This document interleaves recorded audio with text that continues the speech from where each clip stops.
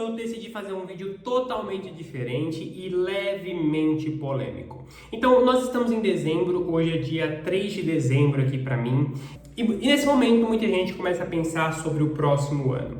Então, quais são as melhores linguagens, quais são as tendências, qual é o melhor curso para comprar. E aí, nesse vídeo aqui, eu decidi fazer esse tema que eu nunca trouxe aqui no canal, é a primeira vez, mas é um tema bem interessante. Então, é um tier list com as melhores linguagens de programação para 2026, tá? Isso aqui não é apenas a minha cabeça, tá? Isso aqui não é apenas a minha opinião. Eu fiz várias pesquisas ao redor disso, fiz uma lista relativamente bem detalhada, tá? Eu não vou colocar aqui nenhuma no D, eu já te adianto, então não vai ter nenhuma linguagem no D, porque na minha visão não tem nenhuma linguagem tão ruim assim dentre essas aqui, tá? Então a gente vai ter os 4 primeiros tiers aqui, e assim, isso aqui não é uma sentença, tá? Isso aqui não é uma regra. Então, se você quiser escolher uma linguagem que está no A, que está no B, que está no C, fique à vontade. Não significa, não é porque uma linguagem está no S que você obrigatoriamente tem que selecionar ela. Ela vai estar no S por questões que eu vou trazer aqui, por questões de explicação que eu vou trazer aqui, mas no geral você pode escolher o que você quiser. Mas esse é o tier list que eu decidi trazer aqui, tá? Então, se inscreve no canal, like no vídeo e a gente já pode começar a falar. Então, para já adiantar, a gente vai começar pelo C, tá? Pelo mais baixo e a gente vai subindo. Então, eu decidi trazer aqui como primeiro a linguagem C. A linguagem C é como se fosse o pai de todos no back-end. É uma linguagem muito antiga, é uma linguagem muito boa, mas é uma linguagem que hoje em dia ela é uma linguagem muito consistente, mas ela não tem um crescimento tão grande quanto as linguagens que estão acima dela, tá? Ela não tem uma versatilidade nem um crescimento tão grande quanto as linguagens que vão estar acima dela. Então eu decidi colocar aqui, não porque ela é ruim, mas porque o crescimento dela não é tão acelerado quanto das linguagens que vão estar acima. Em segundo, aqui na letra C, eu decidi pôr o React, tá? React eu coloquei aqui embaixo e eu sei que ele é muito utilizado, tá? Eu sei que ele é muito utilizado, mas eu decidi colocar o React aqui embaixo porque ele não é uma linguagem em si, ele é um framework. Eu decidi colocar ele mais abaixo porque existe um caminho para você chegar lá, entende? Você vai ter que saber o HTML, o CSS, o JavaScript para depois chegar no React. Então ele é muito bom, mas como ele não é uma linguagem em si, eu decidi colocar ele um pouco mais abaixo, porque não seria justo com outras linguagens se eu colocasse ele muito acima, sendo que ele nem é uma linguagem, ele é um framework. Então ele está aqui um pouco mais abaixo puramente por causa disso, tá? Não tem nada a ver se ele é bom ou se ele é ruim, na verdade ele é muito bom. Depois a gente vai falar sobre o Dart, tá? O Dart, ele vive basicamente por causa do Flutter, tá? Então não é uma linguagem em franco crescimento, não é uma linguagem extremamente utilizada, então não tem nem muito o que eu explicar aqui. Depois a gente tem a última linguagem aqui do C, que eu decidi colocar a linguagem Lua, tá? É uma linguagem simples, é uma linguagem leve, mas é uma linguagem muito nichada para os games, tá? E o mercado de videogame aqui no Brasil, ele é ruim para programadores, tá? Ele é bem ruim para programadores. A comunidade que joga videogame, ela é gigantesca, é uma das maiores do mundo. Mas para programação de jogos, o mercado definitivamente não é bom. Não existe uma grande empresa de videogames aqui no Brasil, né? Não existe uma Rockstar, uma Ubisoft, uma EA, não existe, não tem aqui. Então, se você quiser ser um desenvolvedor de games, é muito provável que você não consiga grandes empregos aqui no Brasil. Você vai ter que tentar trabalhar lá para fora. Porque os principais jogos aqui no Brasil são joguinhos de celular ou até mesmo alguns joguinhos de computador ali, mais simples, mas você nunca vai ver um jogo realmente muito grande sendo desenvolvido aqui no Brasil. Um COD, um BF, um FIFA, não tem. Então é um mercado muito nichado aqui no Brasil, muito nichado, e é um mercado que eu, pessoalmente, eu não investiria. Ao menos que seja, cara, a maior paixão da sua vida, e aí você vai tentar conseguir empregos fora do Brasil, beleza, tá tudo certo. Mas para trabalhar aqui no Brasil, eu não indico para você começar, tá? Eu indico que se você quiser começar, comece em outra linguagem, construa uma carreira, trabalhe alguns aninhos, ganhe um certo dinheiro e a partir do momento que você já tiver uma experiência, você migra para a área de videogames. Agora a gente vai para o Tier B. A primeira linguagem que eu vou colocar aqui é a linguagem R, tá certo? É uma linguagem maravilhosa para estatística, ela tem uma biblioteca acadêmica muito boa, mas a comunidade ela não é grande. E uma coisa que pesa muito nas linguagens de programação é o tamanho da comunidade, é a quantidade de programadores que gostam de trabalhar com aquela linguagem. Porque isso define muito o mercado, tá? Não é necessariamente a quantidade de programadores que dita se uma linguagem é boa ou não, mas é a demanda de mercado. Então, se as empresas gostam do que aquela linguagem faz, aí naturalmente você vai ter pessoas estudando essa linguagem para atender essas empresas. Então, se tem uma baixa, se a comunidade é pequena, se a busca de mercado é pequena, naturalmente a linguagem ela não vai ser tão utilizada. Eu decidi colocar ela no B aqui porque, como eu disse, ela é uma linguagem muito boa para estatística, ela tem uma biblioteca muito grande, mas ainda tem essa questão da comunidade. Então não adianta eu pegar uma linguagem que ela é boa, mas a comunidade não é grande e eu jogar ela aqui em cima. Não faria sentido. Eu tenho que ter um critério bom aqui e um dos principais critérios que eu gosto de utilizar é a versatilidade e é o crescimento da linguagem, tá? Não adianta você entrar em 2026 aprendendo uma linguagem que está em decadência. Essas linguagens aqui, elas não estão em decadência, mas é interessante que se você quer entrar no mercado, se você quer se posicionar no mercado, você tem que pegar uma linguagem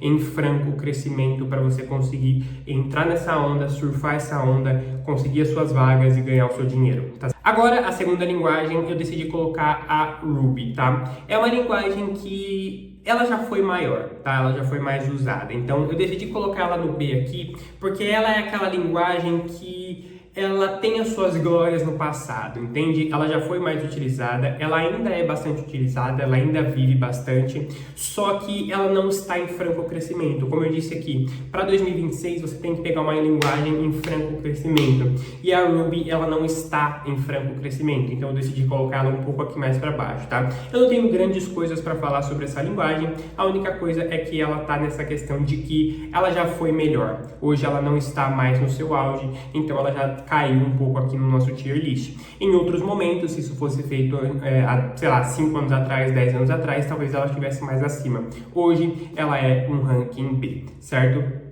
Em terceiro, a gente vai colocar a linguagem Kotlin, tá? Ela é uma linguagem boa, uma linguagem elegante, ela é maravilhosa para desenvolvimento mobile, principalmente o Android, então ela é muito boa para Android, uma das melhores que existem, mas ela tem a questão do nicho. Quando eu falo de programação, eu gosto muito de versatilidade, tá? E essa parte é uma parte que é minha opinião. Eu gosto muito de linguagens mais versáteis. A especialização, ela é importante, você precisa ser um especialista, porque quanto mais especialista você for em determinado assunto, maiores serão as suas remunerações. Só que se você está começando na programação agora e você for um cara muito nichado, você vai ter muita dificuldade de entrar no mercado e talvez você não consiga entrar. Então, o que eu gosto muito como plano de carreira? Pegue uma linguagem maior, com maiores oportunidades e entra no mercado. A partir do momento que você está no mercado, aí você começa a fazer cursos de especialização e aí você vai se especializando já dentro do próprio mercado. Se você tentar se especializar muito antes de entrar, talvez você não consiga entrar, tá certo? Então, a Kotlin é uma linguagem maravilhosa para Android, mas ela é nichada. E todas as linguagens nichadas eu estou colocando um pouco mais para baixo por essa dificuldade muitas vezes de entrar no mercado. E por último, a última linguagem do Tier B, e aqui é uma linguagem que eu acho que começa a ficar um pouquinho polêmica, que é o PHP, tá? O PHP é uma ótima linguagem para desenvolvimento web, tem muita gente, paga muito bem, tá? Paga muito bem, mas ela vem perdendo um pouco da força, tá? Ela não vem perdendo um pouco da força por causa dela mesma. Tá? Ela não vem perdendo uma força por causa dela mesma, mas muito por causa do seu principal concorrente, que a gente vai falar daqui a pouco. Então, o PHP ele é uma das linguagens de desenvolvimento web junto com o JavaScript. E o JavaScript ele tem muito mais ferramentas, ele tem crescido muito mais. Então, o PHP ele não está caindo por culpa dele, ele está caindo porque o JavaScript está despontando muito e ele está ficando um pouco para trás. Ainda é uma linguagem muito boa, ainda paga muito bem, mas ela não está em franco crescimento quanto o seu principal concorrente. E agora a gente entra no nosso Tier A, tá? O Tier A talvez seja o que mais vai ter linguagens, tá? Aqui no topo a gente vai ter poucas linguagens, aqui é onde a gente mais vai ter, e agora a gente vai ter a principal massa da programação, tá? Então, a partir do A e do S são as linguagens que não tem erro. Aqui no B são linguagens que vale a pena entrar, principalmente o PHP, mas com certo cuidado, tá? Aqui a linguagem S e as linguagens A você pode entrar sem medo nenhum, certo? Então, a primeira linguagem que a gente vai trazer aqui é o Node.js, tá? O Node é basicamente o JavaScript no back-end e não tenho o que dizer. O JavaScript é o rei do desenvolvimento web e se você aprender Node e se você aprender React, você vai ter ainda muito mais espaço na sua carreira. Então, não tem muitas explicações. O JavaScript é o rei do web e o Node é o JavaScript no back-end. Então, você está se especializando em uma das maiores linguagens do mundo, tá certo? Depois, a gente vai trazer aqui junto, tá? HTML e CSS. Eu sei que o HTML e o CSS, eles são a base do desenvolvimento web, eles são o arroz com feijão, literalmente, e muita gente colocaria eles aqui no Tier S. O único motivo de eu não estar colocando eles aqui no Tier S é para não lotar muito o Tier S, tá? A minha ideia com esse Tier aqui em cima é ser como se fosse a nata da nata, entende? Então, se eu sair colocando muitas linguagens só porque elas são muito famosas, o Tier S ele ia ficar um pouco banalizado. Então, HTML e CSS são fundamentais. Na minha visão, todo programador, sem exceção, deveria saber o HTML e CSS, e eu estou colocando eles aqui apenas para não lotar muito o tier de cima, tá? Depois disso, a gente vai para Swift, tá? A Swift, ela tem a mesma ideia do Kotlin, tá? Só que a Swift é focada no iOS, então é a principal linguagem para o desenvolvimento de iOS. iPhone, iPad, Apple Watch, iMac, tudo que envolve a Apple, a Swift programa, certo? E por que o Swift ele está acima do Kotlin? Basicamente porque paga melhor. A Apple é uma das maiores empresas de tecnologia do mundo, talvez a maior de tecnologia do mundo, ela já deve ser maior do que a Microsoft, por exemplo. E, cara, paga melhor. O sonho das pessoas é ter um iPhone, o sonho das pessoas é ter um iMac, um iPad, e não necessariamente o sonho das pessoas é ter um Android. Muitas vezes elas têm porque não conseguem ter algo melhor, mas o sonho dela é ter os produtos da Apple. E você ser um programador da maior empresa de tecnologia do mundo, naturalmente vai pagar melhor, certo? Então, as duas têm a mesma questão do nicho, né? A Swift é ainda mais nichada, mas, cara, o fator de ter poucos programadores paga-se muito bem, certo? É uma questão de oferta e demanda. A demanda é muito alta e a oferta de programadores é baixa, então naturalmente paga-se muito bem. Então a diferença da Kotlin e da Swift, na minha visão, elas estão em tiers diferentes por uma questão de remuneração, tá? Não é por uma questão técnica. Agora a gente vai falar sobre a linguagem Rust. A linguagem Rust, ela é o futuro da segurança de memória, né? Então agora a gente tem cada vez mais a tecnologia em crescimento e quanto mais tecnologia a gente tem, mais possibilidades de crimes tecnológicos a gente tem.